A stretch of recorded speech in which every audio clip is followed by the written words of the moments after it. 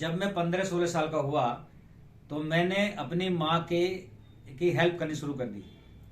जो भी घर में काम होता था तो मैं और मेरी माँ हम दोनों ही रहते थे। घर के सब लोग बाहर कमाने पे गए हुए थे। तो मेरी माँ का स्वास्थ्य थोड़ा ठीक नहीं था, इसलिए मैंने अपनी माँ के मैं कपड़े भी मैं ही धोता था।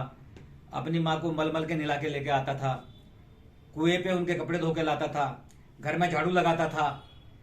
और क्योंकि गांव में कुछ मकान पक्का था, कुछ मकान कच्चा था, इसलिए गांव में गोबर और पीली मिट्टी मिलाकर तो गांव उसमें गोबरी फेरता था। गांव में उसे गोबरी बोलते हैं।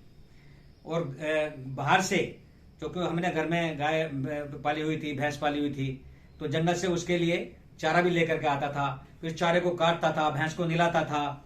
ऐसे घर के बहुत सारे काम थे जो मैं अपनी माँ की हेल्प करता था। तो माँ को ये कमी महसूस नहीं होती थी। मेरी माँ मेरा भरोसा बहुत करती थी, बहुत विश्वास करती थी। कोई भी चीज सोने की, चांदी की या कोई रुपया पैसा रखना होता था तो मेरे हाथ में देती थी। मेरे से ज्यादा भरोसा किसी पर नहीं करती थी, तो मुझे बड़ा गर्व होता था। तो बचपन से ही मैंने अपनी माँ का ध्यान रखा, अपने पिताजी का ध्यान रखा, क्योंकि उन्होंने मेरा ध्यान रखा। उन्हीं के कारण मैं बड़ा हुआ। आज जो मेरी स्थिति है, वर्तमान स्थिति, उसके पीछे मेरे माता पिता ही मेरी नींव में है।